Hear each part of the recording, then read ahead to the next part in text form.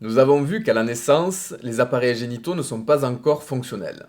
Ce n'est qu'à la puberté que nous allons étudier maintenant que nous acquérons la capacité à nous reproduire. Au début de la puberté, nous constatons que certaines hormones apparaissent dans le sang. Il s'agit des œstrogènes pour les filles et de la testostérone pour les garçons. Ces hormones apparaissent en moyenne entre 8 et 13 ans chez les filles et entre 10 et 14 ans chez les garçons. Elles agissent ensuite tout au long de la puberté et sont impliquées dans des transformations morphologiques, physiologiques et psychologiques que nous allons aborder. Les transformations de la puberté, avec tout d'abord les transformations morphologiques qui concernent l'apparition des caractères sexuels secondaires, avec notamment chez la femme le développement des seins, de la pilosité axillaire et pubienne et l'élargissement du bassin.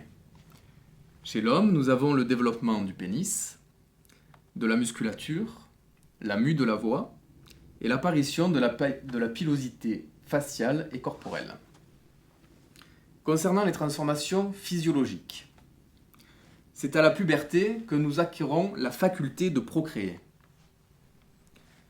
Nous avons chez l'homme et chez la femme le développement des gonades fonctionnelles, la production d'hormones et la production de cellules reproductrices. Et chez la femme, il y a l'apparition des cycles menstruels. Pour les transformations psychologiques, nous avons par exemple à la puberté le développement de l'attirance pour d'autres personnes. Pour résumer cette partie 4 sur la puberté, nous avons vu qu'à la naissance, nous avions soit un phénotype féminin, soit un phénotype masculin.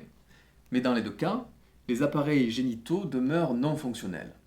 Il faut attendre la puberté pour que les ovaires, dans un cas, libèrent des œstrogènes dans le sang ou que les testicules libèrent de la testostérone.